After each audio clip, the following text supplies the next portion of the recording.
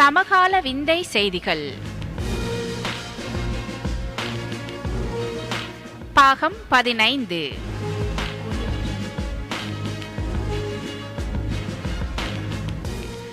பல்லு போன வயசில் பாட்டிக்கு ஏன் இந்த விபரீத ஆசை?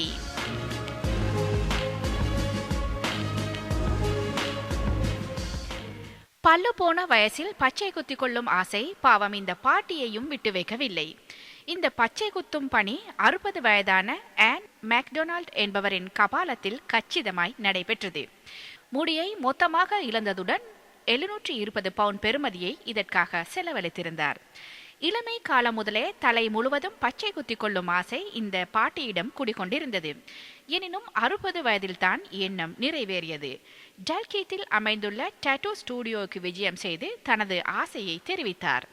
அதன் ஊழியர்களும் ஒருவர் முகத்தை ஒருவர் பார்த்துவிட்டு இதற்கு சம்மதித்தனர். பிறகென்ன, பாட்டிக்கு வயது குறைந்து பளபளவென மின்ன ஆரம்பித்து விட்டார். 60 வயசில் பாட்டிக்கு ஏன் இந்த விபரீத ஆசை?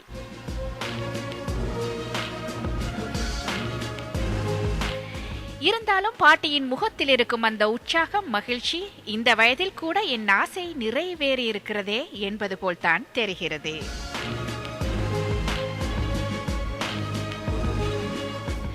தான் வளர்க்கும் பறவைக்காக ஸ்கூட்டர் செய்த எஜமான். நாம் செல்ல பிராணிகளை எப்போதும் விரும்புகிறோம்.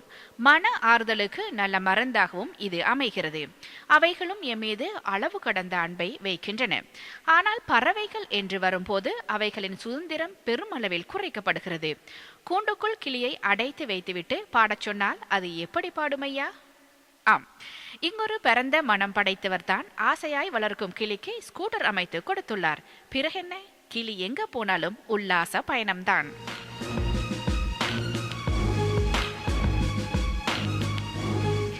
அடைத்து வளர்க்கும் எஜமான்களுக்கு மத்தியில் இவர் புதுமையானவர் தான் போல் தெரிகிறதே.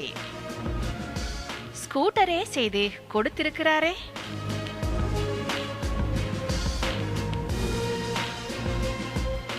குழந்தைகளின் படுக்கையறை அமைப்பு அவர்களின் எதிர்காலத்தை நிர்ணயிக்கிறது.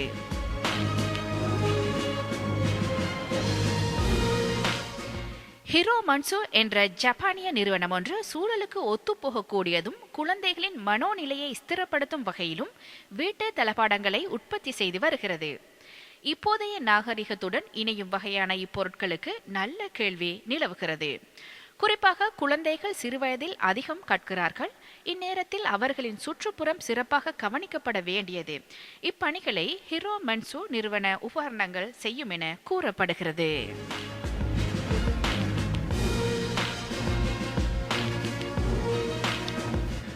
ஆமாம், இந்த உபகரணங்களை பார்க்கும்போது உண்மையில் மனதுக்கு இதமாகத்தான் இருக்கிறது. கண்டிப்பாக இவை குழந்தைகளின் மனோநிலையில் பாதிப்பை உண்டு பண்ணும் என்பதிலும் ஆச்சரியமில்லை.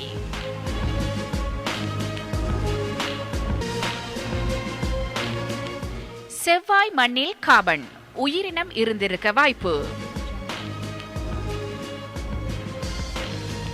செவ்வாய் கிரக ஆராய்ச்சியில் இன்னும் ஒரு முக்கிய திருப்பமாக அந்த கிரகத்தின் மண்ணில் கார்பன் இருப்பது தெரிய வந்துள்ளது.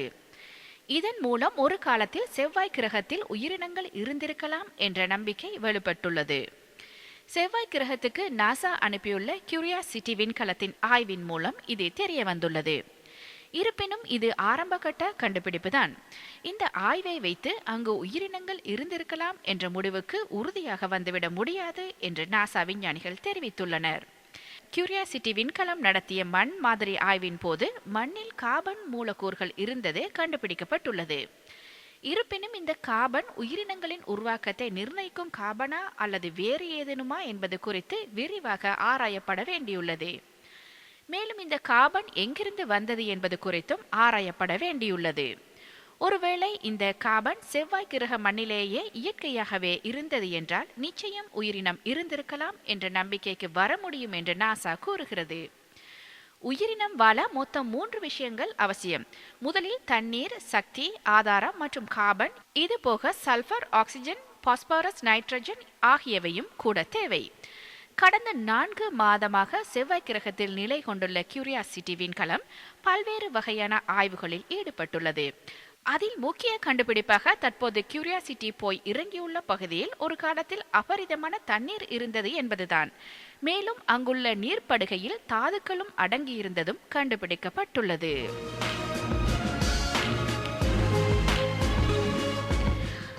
இதற்கு முன் சமகால விந்தை செய்திகளில் செவ்வாய் கிரகத்தில் தண்ணீர் இருந்திருப்பதை படங்களுடன் இணைத்திருந்தேன்.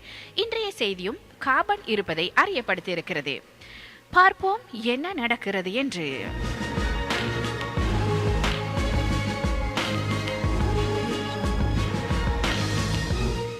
ஒரு கோப்பை தேநீர் 25,000 பவுண்ட்ஸ். உங்களுக்கும் வேண்டுமா?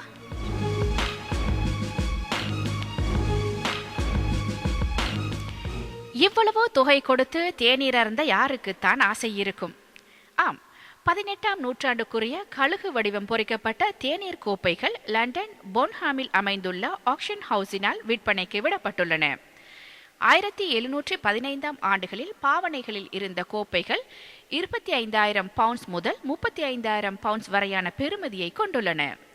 உயர்தரமான பீங்கான் செரமிக் பொருட்களால் ஆக்கப்பட்டதுடன் தங்க வேலைப்பாடுகளும் சரளமாக காணப்படுகின்றன. ஐரோப்பாவின் 7வது சார்ல்ஸ் அரசர் காலத்தில் பயன்படுத்தப்பட்ட இப்பொருட்களுக்கு உலகளவில் நல்ல வரவேற்பு காணப்படுகிறது.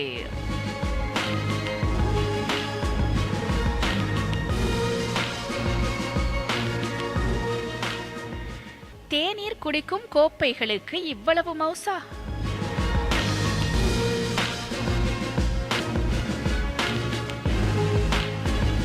தேநீர் சாயம் மூலம் உயர் ரக தரமிக்க ஓவியங்கள்.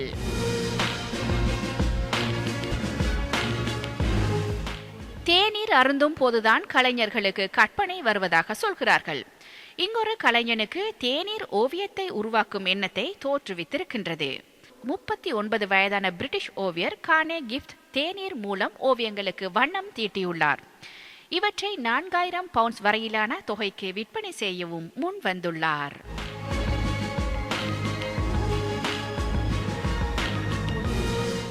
ஆம், வல்லவனுக்கு புல்லும் ஆயுதம்தான்.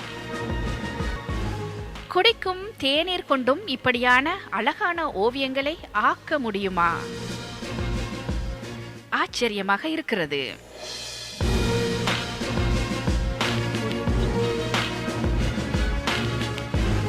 குரங்கு குட்டிகளுக்கு தாய்ப்பாலூட்டும் பெண்.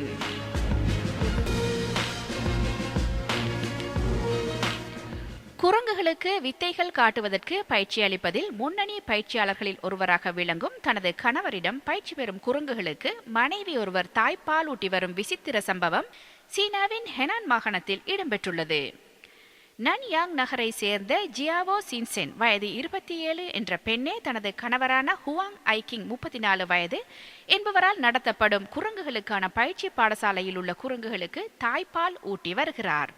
ஹுவான் ஐக்கிங்கின் குரங்குகளுக்கான பயிற்சி பாடசாலையில் பயிற்சி பெறும் குரங்குகள் திரைப்படங்கள், நாடகங்கள் மற்றும் சாகச நிகழ்ச்சிகளில் பயன்படுத்தப்பட்டு வருகின்றன. இது தொடர்பாக ஜியாவோ சின்சென் தெரிவிக்கையில், புதிதாக பிறந்த குரங்கு குட்டிகள் இரவு வேளையில் தாய்ப்பால் குடிப்பதற்காக தனது படுக்கை அறைக்குள் பிரவேசிப்பது வழமையாக உள்ளதாக கூறினார். நான் அக்குட்டிகளை எனது பிள்ளையாகவே பார்க்கிறேன் என அவர் தெரிவித்துள்ளார்.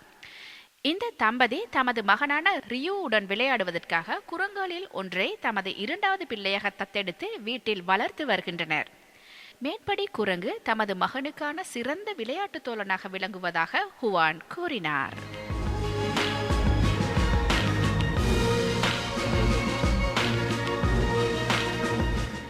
பெற்ற பிள்ளைகளுக்கே தாய்ப்பால் ஊட்டுவதை தவிர்க்கும் தாய்மார்களுக்கு மத்தியில் குரங்கு குட்டிக்கு தாய்ப்பால் ஊட்டும் இந்த தாயும் தாய்தானே.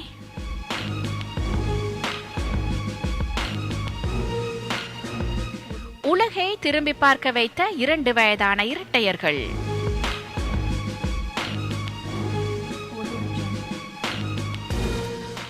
வாட்டர் பேபிஸ் என்று அழைக்கப்படும் 2 வயதான இரட்டையர்கள் தமது அசாத்திய நீச்சல் திறமையால் பலரின் கவனத்தையும் ஈர்த்து வருகிறார்கள். வில்லியம் மற்றும் எலனிட்டா ட்ரைகுஷ் ஆகிய 2 குழந்தைகளும் தமது 9வது மாதத்தில் இருந்தே நீச்சல் பயிற்சி பெற்றவர்கள். இவர்களின் பெற்றோர்தான் பயிற்சிவிப்பாளர்கள்.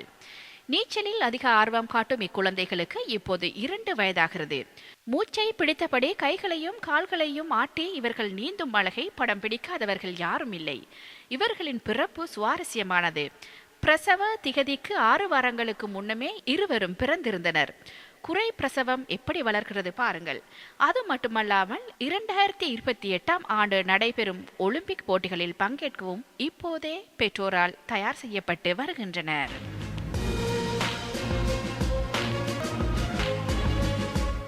9 மாதத்தில் இருந்தே நீச்சல் பயிற்சியா?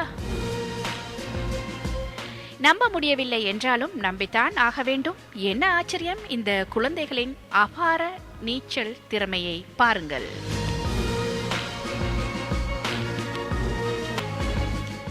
பாதாள சாக்கடையில் வாழ்க்கை.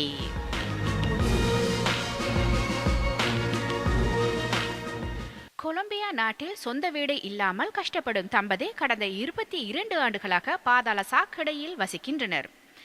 தென் அமெரிக்க நாடான கொலம்பியாவின் மெடலின் நகரை சேர்ந்த தம்பதி மிக்கேல் ரெஸ்டிரபோ மரியா காசியா. மெடலின் புறநகர் பகுதியில் ஆள் நடமாட்டம் குறைவான இடத்தில் இருக்கும் பாதாள சாக்கடை தான் அவர்களது இல்லம். வீட்டு வாசலில் உற்சாகமாக கிறிஸ்துமஸ் மரம் கட்டி கொண்டிருந்த மிக்கேல் தனது அண்டர் கிரவுண்ட் பங்களா பற்றி கூறியதாவது: ஆரம்பத்தில் கூலி வேலைக்கு சென்று வந்தேன். துரதிர்ஷ்டவசமாக போதை பழக்கத்துக்கு அடிமையானதால் வேலையை இழந்தேன். வருமானம் இல்லாததால் குடும்பம் வறுமையில் வாடியது. குடியிருக்க வீடும் இல்லாததால் மிகவும் சிரமப்பட்டோம். மெடலின் நகரின் ஒரு ஓரத்தில் எங்களுக்கு அடைக்கலம் கொடுத்தது இந்த பாதாள சாக்கடை. இந்த இடத்துக்கு பாதாள சாக்கடை தேவையில்லை என்பதால் அதிகாரிகள் இதை அடைத்துவிட்டு போனது எங்களுக்கு வசதியாகிவிட்டது. அதிலேயே குடியிருக்க ஆரம்பித்தோம். பிறகு மெல்ல போதை பழக்கத்திலிருந்து விடுபட்டேன். கிடைக்கும் வேலைக்கு போய் வந்தேன். இப்போது ஓரளவு காசு பணம் வருகிறது. ஆனாலும் இந்த வீட்டை விட்டு போக மனம் வரவில்லை என்று மிக்கேல் கூறுகிறார். அவரது அண்டர் கிரவுண்ட் பங்களா வெறும் 4.5 அடி உயரம். நிமிர்ந்து நின்றால் தலை இடுக்கும். 10க்கு 6 அடி சைஸ் தான் மொத்த வசிப்பிடம். அதிலேயே ஒரு ஓரமாக டிவி, சமையல் மேடை, படுக்கையும் போட்டிருக்கின்றார்கள். இந்த ஒண்டி கொடுத்தன வீட்டில் கூடவே அவர்களோடு செல்லநாய் பிளாக்கியும் இருக்கிறது. டேபிள் ஃபேன் வைத்திருக்கிறார். பக்கவாட்டு சுவர்களில் அழகாக டைல்ஸ் ஒட்டியிருக்கிறார். ஆக்கிரமிப்பு என்று கூறி எந்நேரத்திலும் அதிகாரிகள் எங்களை விரட்டி அடிக்கலாம். 22 ஆண்டுகளாக அது போன்ற சம்பவம் நடக்காதது எங்கள் அதிர்ஷ்டம். வீடே சிறியதாக இருந்தாலும் மகிழ்ச்சிக்கு குறைவில்லை என்கின்றனர் தம்பதியர்.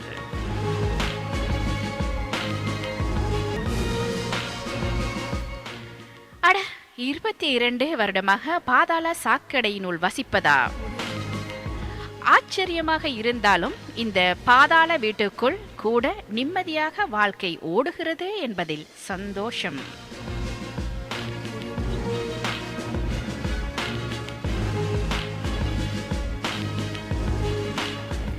இத்துடன் நிறைவுக்கு வருகிறது சமகால விந்தை செய்திகள்.